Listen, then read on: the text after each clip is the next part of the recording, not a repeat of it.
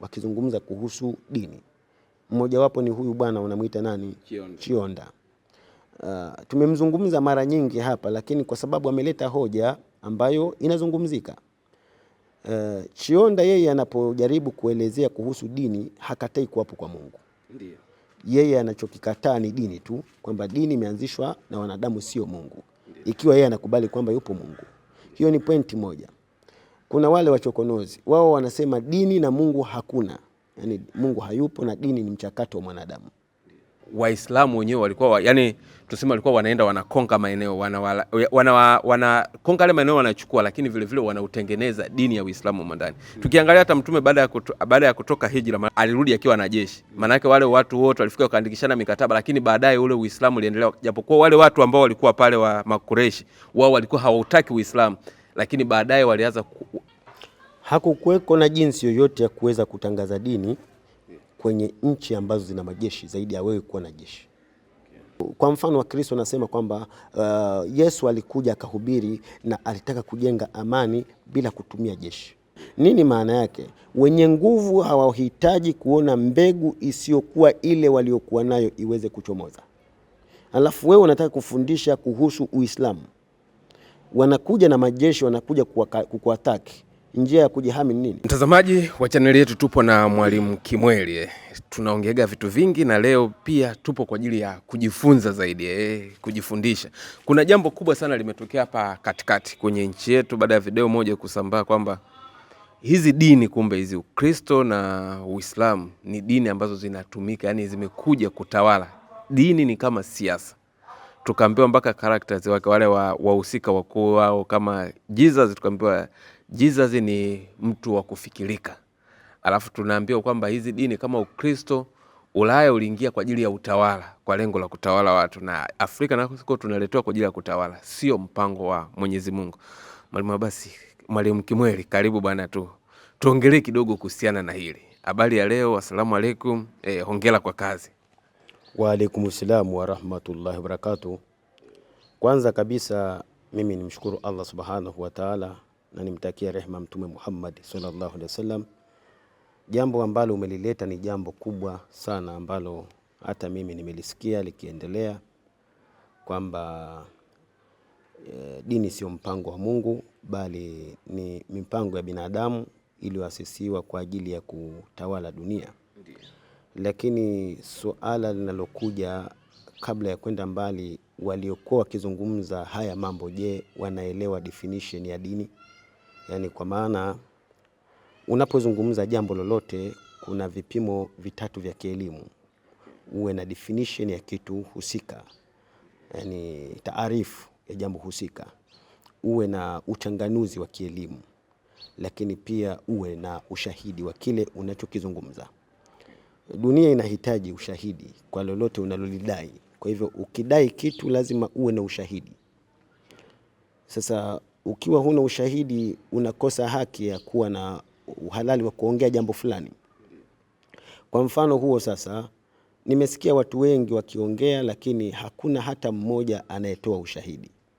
Dini imeanzishwa na watu wapi, nani, akina nani, na ni kweli wameanzisha wao kwa ushahidi gani? Hicho kitu hakipo. Dini imeletwa kwa ajili ya kukolonize, kutawala kisiasa. Kwa ushahidi gani? Hakuna kinachoonyeshwa kama ushahidi. Kwanza kabisa mimi nianzie kwenye hili neno dini. Dini ni nini?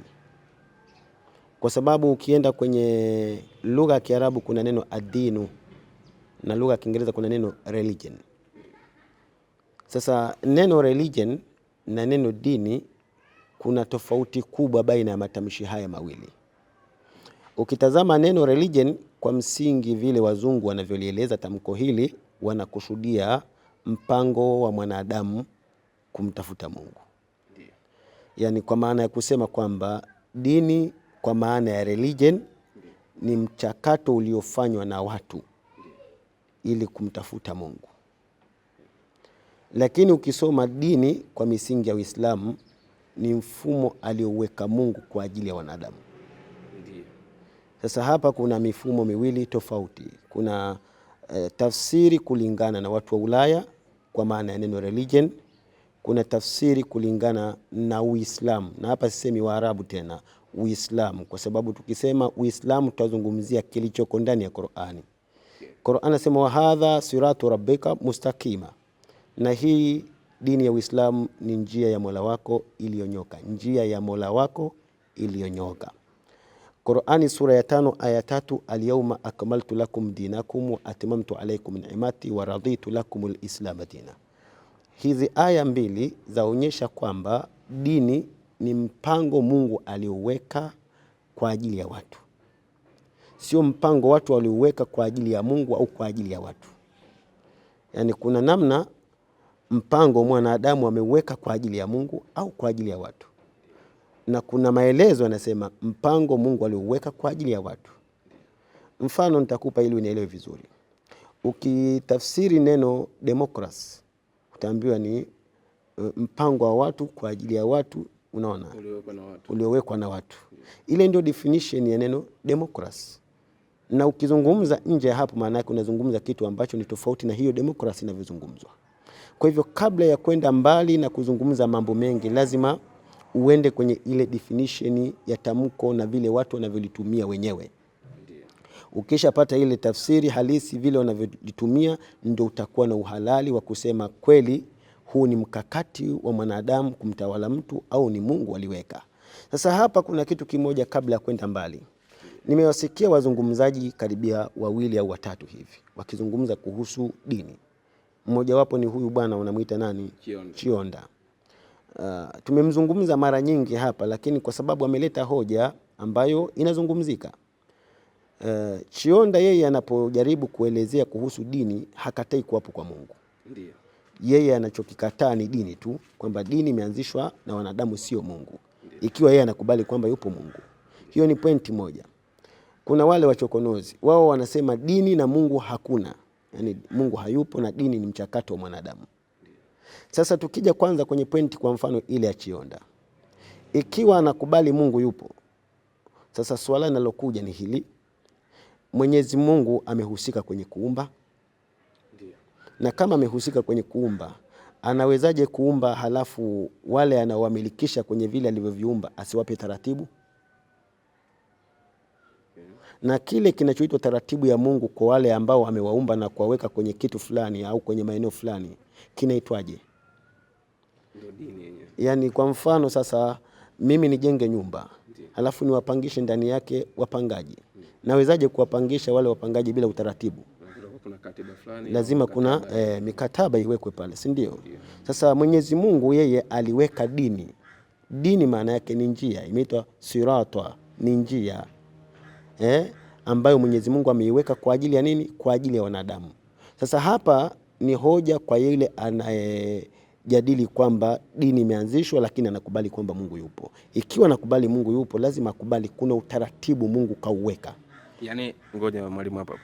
Mungu kaiweka hiyo njia ili sisi tutoke kutoka kwake kwenda nje au tutoke nje kwenda kwake. Okay. Mwenyezi Mungu aliweka huo utaratibu kama makubaliano baina ya yeye na yule aliyemweka kwenye hiyo ardhi. Qur'ani sura ya 2 aya ya 30 inaeleza wa idh qala rabbuka lilmalaika inni ja'ilu fil ardi khalifa. Na kumbuka Mungu aliposema kuambia malaika naweka kwenye ardhi kiongozi. Kwa hivyo kiongozi aliwekwa na Mungu. Ardhi ni ya Mungu. Utaratibu ni wa Mungu. Lengo ili huyu kiongozi anayewekwa kwenye ardhi aongoze kwa utaratibu.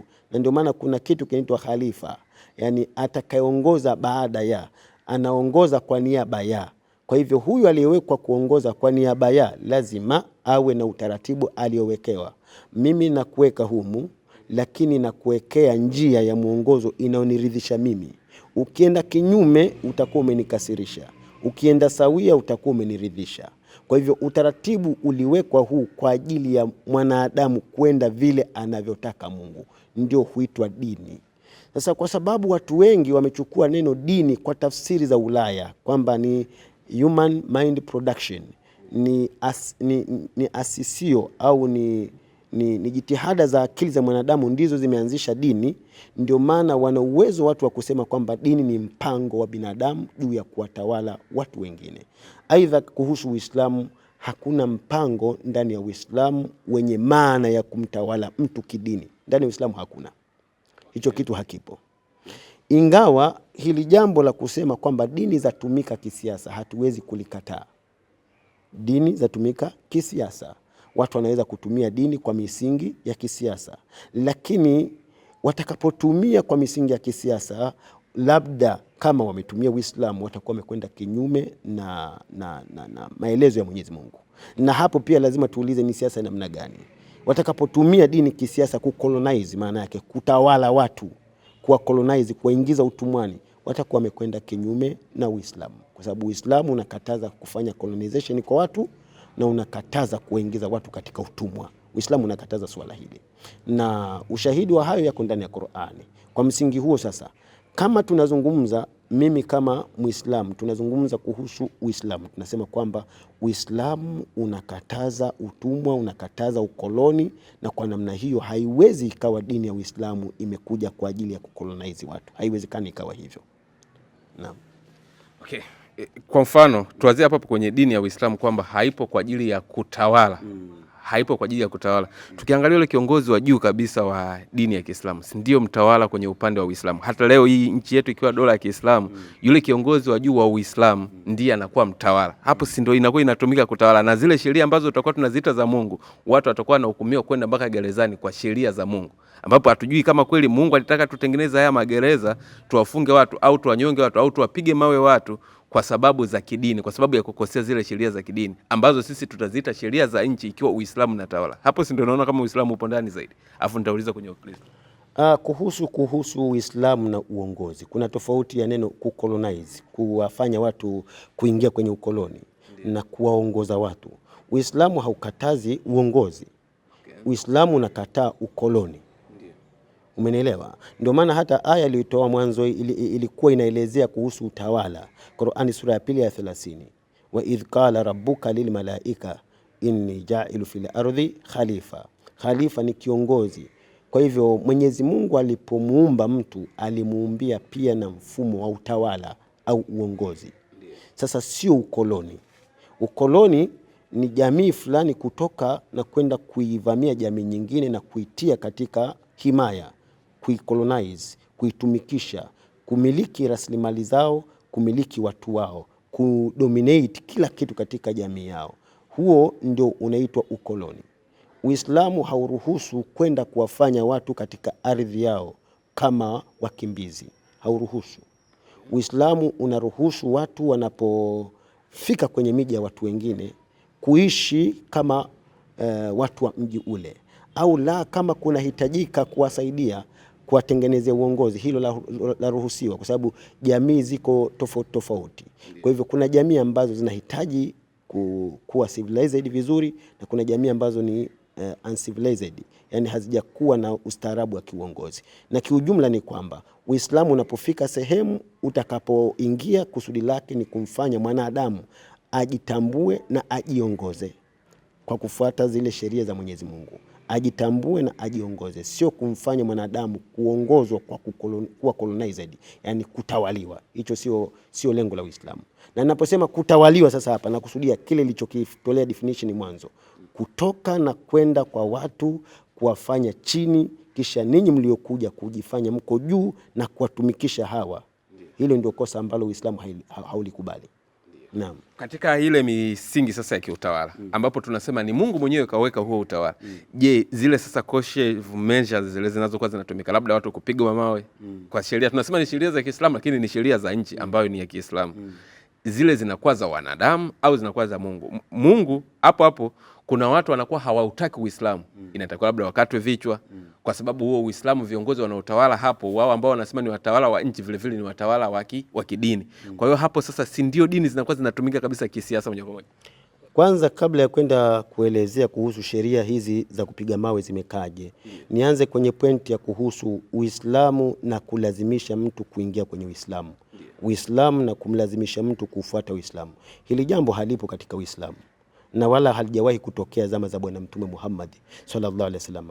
Bali tumeona katika historia Mtume ameishi na watu wasiokuwa Waislamu katika ardhi ya Maka na Madina, na maeneo yote haya akiweza kuwasaidia kwa hali na mali katika hali ya kiutu. hali ya kiubinadamu. Mtume alifanya hivyo, na hii inaonyesha wazi kwa sababu ndilo fundisho la Qur'ani. Sura ya 2 aya nambari 256, Qur'an inasema la ikraha fi din, hakuna uhalali wa kumlazimisha mtu kuifuata dini. Sasa Uislamu haumlazimishi mtu kufuata Uislamu. Uislamu unamlazimisha unampa mtu uhuru wa kufuata Uislamu. Qur'ani ikasema katika aya nyingine katika suratul Insan, sura ya 74 kama sikosei, A'udhu billahi minashaitanir rajim, inna hadainahu sabila imma shakira wa imma kafura. Wanadamu tumewaonyesha njia mbili, kwa hiari yao wataamua kuwa waumini au kwa hiari yao wataamua kuwa waovu. Sasa ukiona sehemu Uislamu umemlazimisha mtu au Muislamu kamlazimisha mtu kuwa Muislamu, huyo kaenda kinyume na Uislamu. Bali kuna aya ndani ya Qur'ani Mwenyezi Mungu Subhanahu wa Ta'ala, nitaisoma hii ili kusudi tuweze kuisikia nayo, ambayo ni muhimu. Asema Allah ndani ya Qur'ani, la yanhaakumullahu anil ladhina lam yukatilukum fi dini wa lam yukhrijukum min diyarikum an tabarruhum wa tuqsitu ilayhim inna Allaha yuhibbul muqsitin. Mwenyezi Mungu hawakatazeni ninyi Waislamu wakiwa kama dola Waislamu kwenye nchi ndio watawala, ndio viongozi. Hawakatazi Mwenyezi Mungu Waislamu juu ya wale ambao wamekufuru. Na ikiwa watu wale wamekufuru lakini hawajawapiga wala hawajawakolonize, wala yukhrijukum min diyarikum, wala hawakutoeni katika nchi yenu au kukutawaleni, Mwenyezi Mungu hawakatazi Waislamu kuwafanyia wema watu wa namna hiyo. Hii aya inakusudia kwamba asiyekuwa Muislamu ikiwa hapigi vita Uislamu na ikiwa hana lengo la kuwafanya Waislamu kuwa katika ukoloni, tuna haki sisi Waislamu tukiwa kwenye nchi yetu kumfanyia mtu huyo wema. Umenielewa? Sasa tafsiri hii inaonyesha nini? Kwamba mtu asiye Muislamu kama ana haki ya kufanyiwa wema, inakujaje tafsiri ya kusema Muislamu lazima mkate mtu kichwa asiyekuwa Muislamu kwa sababu amekataa Uislamu? Hizo ni propaganda. Hakuna maelezo kama hayo ndani ya Qur'ani wala katika hadithi za Bwana Mtume Muhammadin sallallahu alaihi wasallam. Aidha, watu wengi huchukulia mambo haya kutokana na vita vilivyokuwa vikiendelea katika zama za Bwana Mtume Muhammad sallallahu alaihi wasallam. Vita vile unavyoviona vilivyoendelea zama zile, vingi ni vita vya kuchokozwa. Vita vya kuchokozwa ndivyo ambavyo mara nyingi Mtume alipigana, na sio vita vya kwenda kuchokoza. Ndio maana sisi tunaeleza kwamba kuna offensive na defensive war. Kuna vita vya kujihami na vita vya kushambulia. Offensive war ni kama vile nchi inakuja kushambulia Tanzania, au watu wametoka wamevuka mipaka kuja kushambulia hapa, wale wanapigana vita ambavyo ni offensive. Na sisi tukiamua kujihami ni defensive. Sasa Mtume mara zote alikuwa akifanya vita, lakini vyote ni defensive, anafuatwa. Sasa anapofuatwa lazima jihami. Umeelewa? Lakini yeye Mtume Muhammad alipata nguvu na jeshi. Aliwahi kuwafikia watu ambao walimtesa, watu wa Maka wakati wa Fathu Maka, akiwa na jeshi kubwa, lakini Mtume hakuwahi kumkata mtu hata mmoja kichwa. Zaidi ya hapo, aliingia kwenye mikataba ya amani na watu wale, ingawa alikuwa na uwezo wa kuwafanyia chochote kijeshi, lakini hakuwafanyia. Ikiwa ina maana gani? Uislamu hauruhusu kumlazimisha mtu kuingia dini au kufuata dini.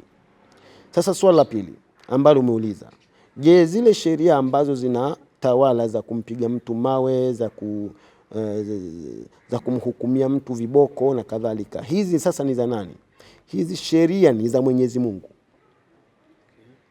Na sheria hizi za adhabu kali au nzito ziko pia hata kabla ya kuja Uislamu.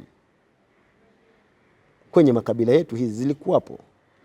Na kama nilivyoeleza katika siku zilizopita kwamba hizi sheria zimekuwepo kwenye makabila yetu kwa sababu asili ya watu wote walitokana na dini moja ya Uislamu. Sura ya 2 aya nambari 213. Kwa hivyo kutokana kwamba asili ya watu walitokea kwenye msingi mkuu wa dini, kuna mambo ambayo waliyahifadhi kwa muda mrefu. Mojawapo ni wakosaji kuadhibiwa. Kwa hivyo haya ya kupiga mawe, haya ya kupiga bakora, ya kukata mkono ni sheria ambazo Mungu aliziasisi humo duniani, na Mwenyezi Mungu amekuwa akizitumia kupitia watu pale wanapokosea basi waadhibiwe ili kuzuia watu wengine wasirudie makosa kama hayo. Na ukiona taifa lolote linakosa sheria kali kwa watu wake, basi uelewe taifa hilo litakuwa na wapumbavu wengi kwenye taifa lake. Yani ukikosa sheria kali zinazowadhibiti wakosaji, basi elewa kwamba utakuwa na taifa hatari, ovu, la kijinga, la kipumbavu kwenye jamii yako. Mfano wake ni katika Qur'ani sura ya 18 aya nambari 86. Mwenyezi Mungu aliwahi kumteua mtu mmoja aitwa Dhulkarnain. Wakati amemteua akampa mamlaka ya utawala juu ya watu. Lakini mmoja katika mambo alipata kumuuliza Dhulkarnain, Mwenyezi Mungu anamwambia katika aya thumma atba sababa hatta idha balagha maghriba shams wajadaha taghrubu fi aynin hamia wa wajada indaha qauma. Dhulkarnain alikwenda mahala pa magharibi, macho ya jua, na akalikuta jua lazama katika eneo la matope meusi, na akakuta watu wanaishi huko. Kulna ya Dhulkarnain, tukamwambia ewe Dhulkarnain, imma an tuadhiba wa imma an tattakhidha fihim husna. Dhulkarnain, una khiari ya kuadhibu watu hawa au kuwafanyia hisani. Huyu ni kiongozi aliyeteuliwa na Mungu. Anaambiwa utafanya nini ukiwa una watu ambao unawaongoza? Je, utawafanyia adhabu au utawafanyia hisani? Yani kiongozi anapaswa kuwa vipi? Anapaswa kuwa mtu wa kuadhibu tu au anapaswa kuwa mtu mwenye huruma sana kuwafanyia watu hisani?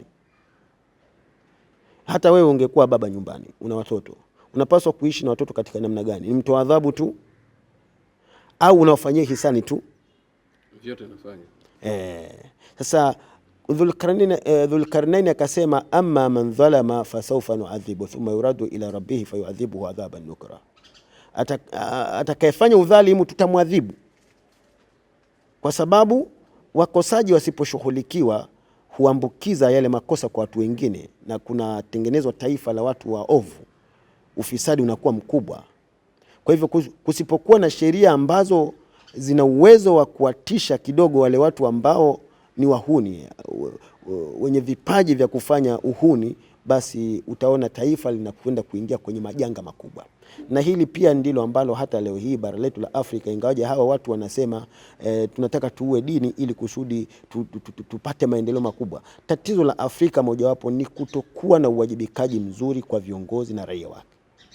Viongozi wanapokuwa hawashikilii vizuri sheria, na sheria haziko vizuri katika kuwagadi watu, kuwatengeneza watu wawe namna gani, hakuna sheria za kudhibiti waovu, mafisadi, haziko vizuri sheria hizo, basi lazima utakuwa na taifa la kipumbavu. Umenielewa? Kwa namna hiyo sasa, ili taifa liwe imara zuri, lazima kuwe na sheria kali dhidi ya wale watu waovu, liwe na sheria kali dhidi ya wafanya maovu, makosa. Lakini ufanyaji makosa huu utakaomfanya mtu mpaka adhibiwe, lazima uwe na haki ndani yake. Yani kuna wakati mwingine haki hazifuatwi. Anayefanya maovu makubwa akiwa na nguvu anawekwa pembeni, akiwa hana nguvu ndio anaadhibiwa. Yani haki zinatazama wale wasio na nguvu, waliokuwa na nguvu hawatazamwi na hizo sheria. Hilo pia ni tatizo kubwa kwa nchi ambayo inahitaji kukua. Ndio maana ile aya katika sura 18 inasema thumma yuraddu ila rabbihi fayu'adhibuhu adhaban nukra. Tutakapomwadhibu sisi mtu kwa kosa, hata akirejea kwa Mungu bado ataadhibiwa. Ina maana kwamba kweli hatujamuonea. Yani kuwe na sheria zenye uwezo wa kuadhibu waovu bila kuonea, bila kuwa na kutazama huyu ni nani na yule ni nani. Sio uwe na sheria ambazo zinamtazama mtu wa kigogo haadhibiwi, mtoto wa kigogo hana makosa, asiyekuwa wa kigogo mtoto wa maskini ndio anaingizwa kwenye makosa. Ukiwa na sheria za namna hiyo unatengeneza taifa la kipumbavu. Ndio thumma yuradu ila rabbihi fayu'adhibuhu adhaban nukra. Hatumuonei mtu. Tutakapotoa adhabu sisi hapa duniani, hata huyu mwanadamu akifa akienda kwa Mungu ataadhibiwa kwa sababu hatujamuonea. Wa amma man amana wa amila saliha, na ama yule atakayekuwa ameamini na akatenda vizuri, falahu jazaa'anil husna, atakuwa na malipo mazuri. Hapa kuna kauli mbili. Atakuwa na malipo kwa Mwenyezi Mungu mazuri, lakini atakuwa na malipo hata kwetu mazuri. Ina maana gani?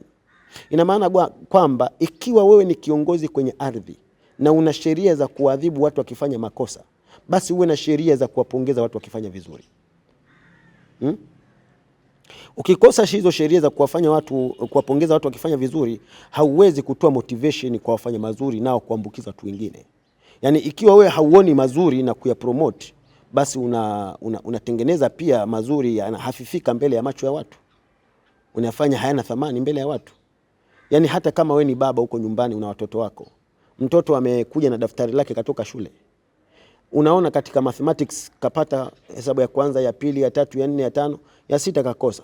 Huku kote kwenye mapato umepita tu, haujatoa comment. Unafika kwenye makosa unasema unaona kichwa kibovu kama hiki, unaona upumbavu mkubwa unaofanya. Yani wewe unakuja kucomment kwenye makosa tu, hauwezi kucomment kwenye mazuri. Mbona kwenye mazuri hujasema hapo umepatia vizuri na kupongeza? Kwa hivyo lazima kwenye makosa utoe adhabu, na kwenye uzuri pia utoe pongezi. Umenielewa? Kwa hivyo Uislamu una sheria za kumwadhibu mtu kweli, kwa sababu zisipokuwepo sheria hizo jamii itaharibika. Lakini pia Uislamu unahitaji pia kumfundisha mwanadamu kwamba hata mwanadamu akifanya vizuri lazima apongezwe. Ndio maana ile aya inayofuata sema, wa amma man amana wa amila swaliha falahu jazaa'anil husna wa sanaqulu lahu min amrina yusra. Na serikali ya Kiislamu haitamfanya mtu yoyote aliyefanya mambo mazuri kuwa mtu wa chini, mtu mdogo. Mtu anayefanya mambo mazuri hata kama alikuwa mdogo lazima apewe heshima. Ndio wasanaqulu lahu min amrina yusra. Kwa hivyo ili kusudi jamii tengemae, basi promote yale mazuri, yatangaze yale mazuri ya watu, wape nishani, wape heshima wale wanaofanya vizuri.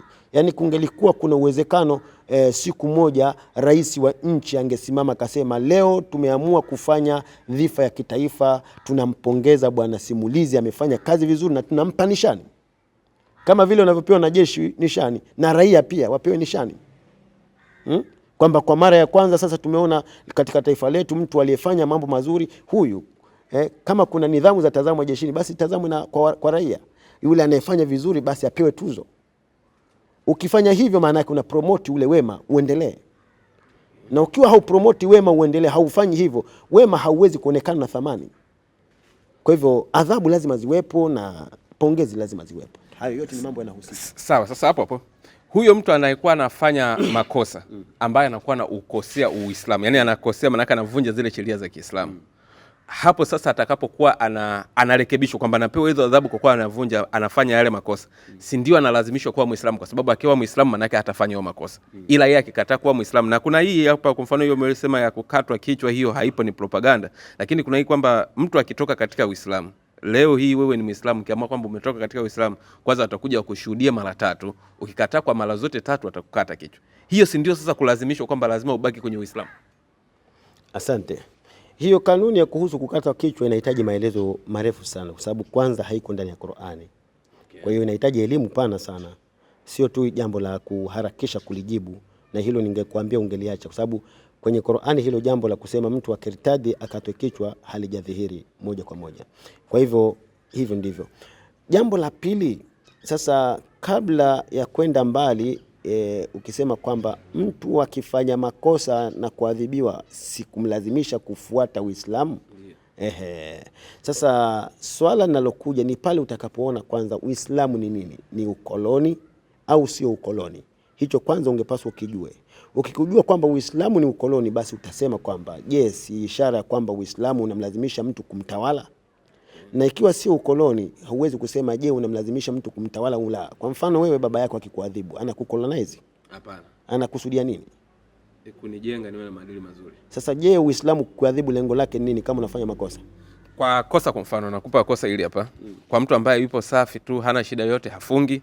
Kwa mtu ambaye ni mzinifu, kwa mtu ambaye ni mlevi. Najua ikiwa inatawala sheria ya Kiislamu, hao watu inatakiwa waadhibiwe. Kwenye demokrasia hii, ubepari wa kawaida watu hawaadhibiwi kwa hayo. Na mtu akiwa Muislamu safi haitakiwa afanye hayo mambo. Sasa akifanya kipindi ambacho Uislamu unatawala, anaadhibiwa. Je, hiyo sasa adhabu inakuwa ni ya Mungu, ya wanadamu wenyewe wametunga? Na je, kama atalazimishwa mtu asizini, asiwe mlevi, japokuwa ndio ni tabia mbaya, lakini kwa kuwa watu wanasema kuna uhuru, hapo utakapokuwa unamlazimisha, si ndio unamlazimisha Uislamu? Cha kwanza, si kila jambo linaloitwa kosa ndani ya Uislamu laadhibiwa adhabu ya kawaida ya mwanadamu, ila kuna makosa ambayo yanastahili kuadhibiwa. Sasa kwa mfano mtu mzinifu, wewe unadhani afanya jambo zuri? Ni jambo baya. Sasa kwa hili ambalo ni kubwa zaidi lazima adhibiwe, lakini mtu asipofunga hakuna hiyo adhabu. Unaona tofauti yake hapa. Hili la kutokufunga halina adhabu kwa sababu ni baina yako wewe na Muumba wako. Lakini la uzinifu ni baina yako wewe na mtu mwingine. Sasa wewe unapozini, kwani unazini na nani? Sina watoto wa watu. Ndiyo. Wale watoto wa watu unapowazini au wake za watu, unafikiri wale wenyewe wakikukamata wanakufanya nini? Sasa ili haya mambo yasitokee na taifa likakolapsi katika njia namna hiyo, si lazima kuwepo na adhabu juu ya haya makosa. Unaona Kwa hivyo kuna makosa yametolewa adhabu kwa sababu usipoyaadhibu natural law za mwanadamu zitamfanya mwenyewe aamue kufanya adhabu. Wizi leo hii kuna vijana wengi wameuawa kwa sababu ya wizi, si kwa sheria za Kiislamu, ni kwa sheria watu walizochukua za kichwani tu binafsi. Na kwa sheria ya Kiislamu ni kosa kumuua mtu ambaye hajawahi kufikishwa na kuhojiwa kwenye mahakama ya Kiislamu kuonekana kweli kwamba ni mwizi au sio mwizi. Wako vijana wameuliwa kwa kusingizwa tu wizi, wameuliwa. Lakini hata kibainika kwamba ni mwizi, ni kosa vile vile kumuua, kwa sababu hakuna sheria ya kusema mwizi auawe. Umenielewa? Lakini kwa nini leo wezi wanauawa? Ni kwa sababu watu wameamua kuchukua sheria zao mikononi za kiutu. Sasa Muislamu au Uislamu kwa kuzuia matatizo kama haya sijitokeze, kosa dogo mtu akapewa adhabu kubwa. Umenielewa? Lakini kosa dogo mtu akapewa adhabu kubwa. Ndio Qur'ani ikaleta sheria na hadithi sheria kwamba kosa hili litastahiki adhabu, na kama litastahiki adhabu ni adhabu ya namna gani. Kwa hivyo hivi ndio sababu inayopelekea Uislamu uweke adhabu, kwa sababu zisipokuwepo hizo adhabu watu wenyewe naturally watakuja kuchukua sheria mikononi na kuadhibu wakosaji wao. Sasa itakuwa ni tatizo kubwa zaidi kuliko vile ingelikuwa imefuatwa kwa kisheria zaidi. Sawa. Sasa hiyo ilikuwa katika utawala wa kiserikali. Nataka niulize kwenye upande wa expansion za hizi dini, lakini kwenye huo Uislamu. Nikiangalia kwa mfano kuna hii Rashduni Caliphate. Hii ni empire ambayo ilikuwa kwa sababu Waislamu wenyewe walikuwa yani tuseme walikuwa wanaenda wanakonga maeneo, wanakonga ile maeneo wanachukua, lakini vile vile wanautengeneza dini ya Uislamu ndani. Tukiangalia hata Mtume baada ya kutoka hijra Maka anarudi Maka.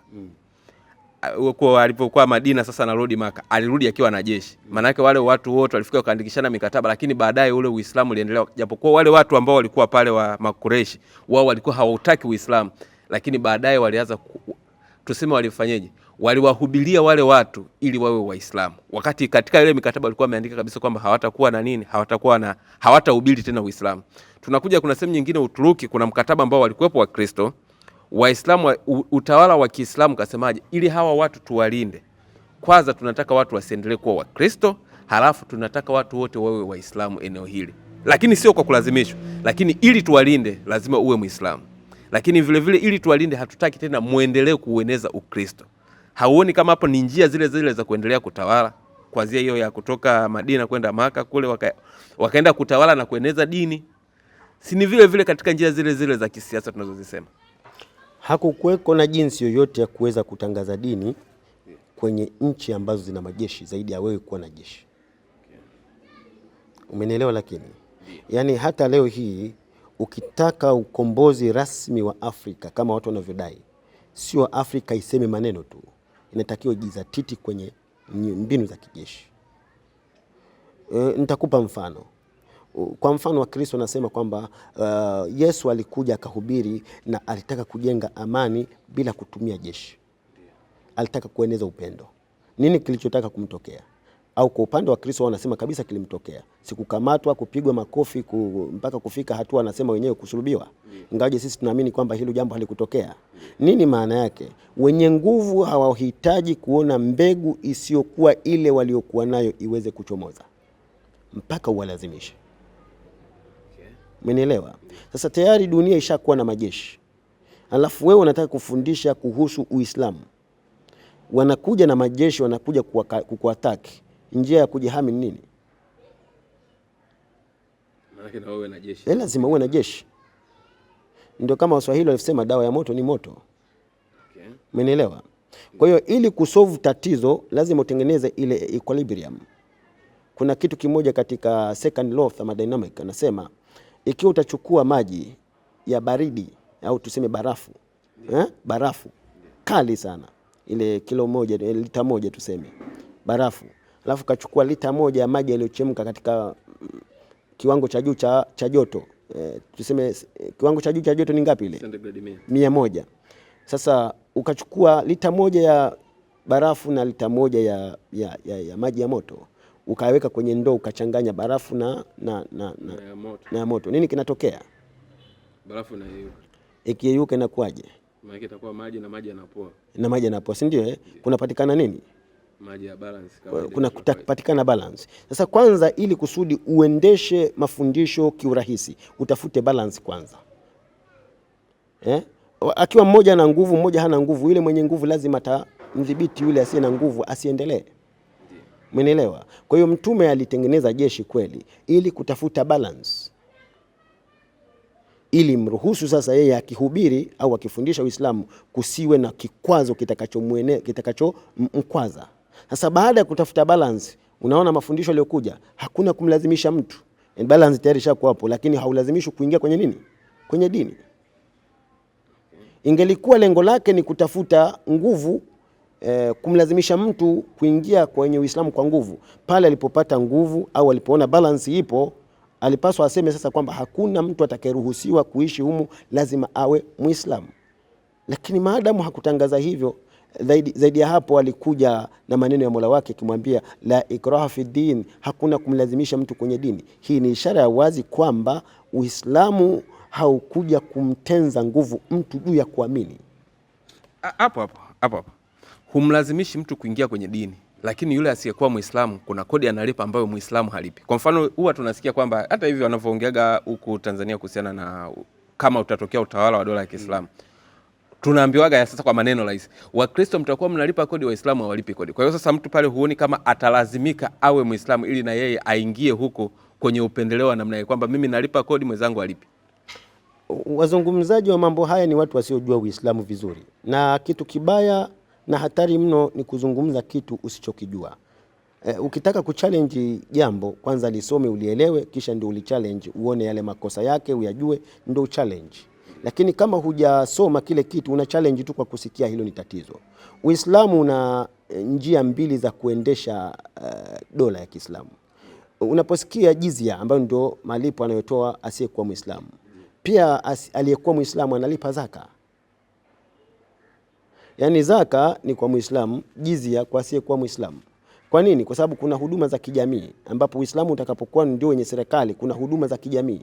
Serikali haiwezi kuleta maendeleo mpaka ichukue kodi kwa watu. Sasa sio Mkristo tu anayepaswa kutoa jizya au anapaswa kutoa ile pesa, hata Muislamu naye anapaswa kuitoa ile pesa, ambayo hii yote inakwenda kwenye mfuko wa maendeleo wa Kiislamu. Huku kunatolewa zaka, kunatolewa jizya. Kwa mfano huo pia katika swala la jeshi, leo jeshi ni ajira, umeelewa? Au tuseme, kwa sababu wanajeshi wa Tanzania sema sio ajira, ni unaandikishwa, huajiriwi, unaandikishwa jeshini. Wewe kumsikia msemaji wa JWTZ akisema hivyo. Kwa hivyo nirekebishe, leo unaandikishwa jeshini. Kwa nini wanasema kwamba unaandikishwa na si ajira? Kwa sababu jeshi ni mkataba wa mtu na kifo. Mkataba wa mtu na kifo. Leo hizi nchi zimestaarabika, unaweza ukapita miaka 60, 100 kusitokee vita baina ya nchi na nchi. Zamani ilikuwa kila kukicha kuna vita vinavyotokea. Na katika Uislamu ilikuwa huduma ya ulinzi ni lazima itolewe kwa watu wote, Waislamu na sio Waislamu.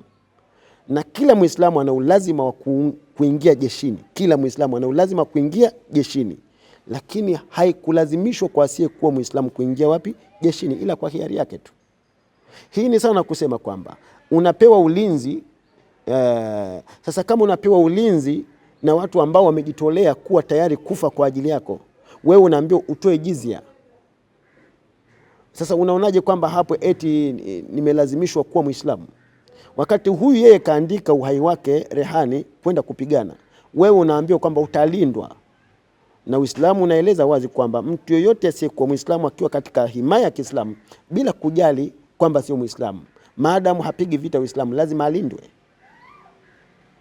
Na kipindi kile majeshi tunayosema kipindi kile, hata hiyo mishahara hawapewi, ni kidogo tu, motisha tu wanaopewa, labda kidogo tu. Wakati vita vimeshapigana, wameshinda, kuna zile motivation unazopewa na jeshi. Asilimia kubwa ni kujitoa uhai. Kidogo sasa hivi ndio watu wanasema jeshi ni ajira, kwa sababu jeshi laweza kukaa miaka mingi alipigani, lakini pia vile vile wanalipwa mishahara mikubwa. Lakini kipindi kile cha zamani hayo mambo hayakuwapo. Sasa kwa hivyo ikishafikia hatua hiyo, ikionekana kwamba jeshi linatoa huduma kwa raia bila kujali Muislamu sio Muislamu, kwa nini ninyi wote msililipie jeshi hilo, msilipe motivation? Kwa nini huduma za kijamii ambazo zinahitajika kwenye jamii usituchangie? Kwa hivyo hili ni watu kutokuelewa tu. Ni kweli Mkristo anatoa jizya na sio kwa Muislamu anatoa zaka.